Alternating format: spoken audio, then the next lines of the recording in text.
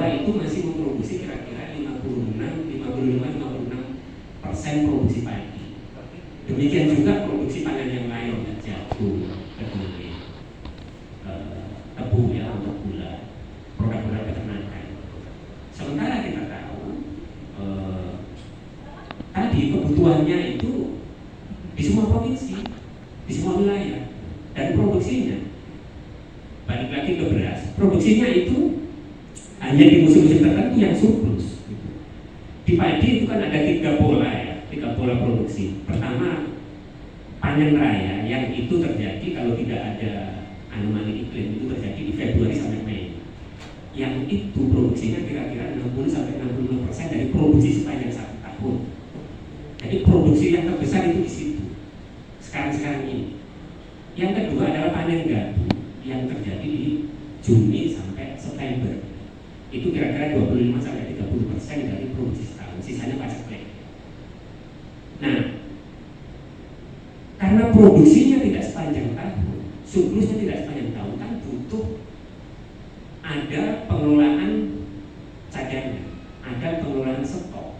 Pada saat surplus, disitulah diserap besar-besaran, disimpan, dan didistribusikan ketika nanti musim paceklik, atau didistribusikan ke wilayah-wilayah yang memang bukan daerah produsen.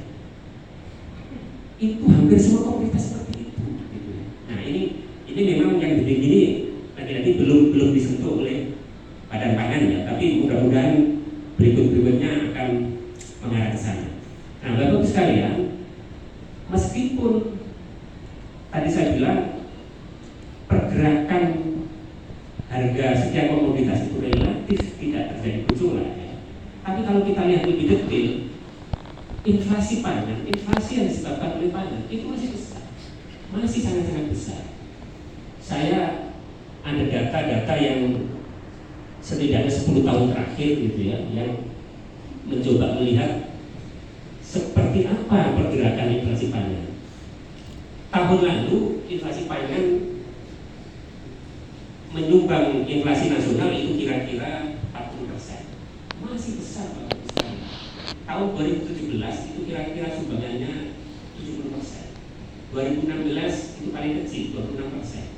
Tapi paling tidak apa gambaran ini mengindikasikan bahwa sumbangan inflasi pangan yang besar terhadap inflasi nasional itu menunjukkan bahwa pemerintah belum bisa sepenuhnya mengendalikan. Bukan hanya di momen-momen hari besar keagamaan ya, Ramadan dan seterusnya. Tapi di luar itu problem stabilitas harga tidak selalu terjadi.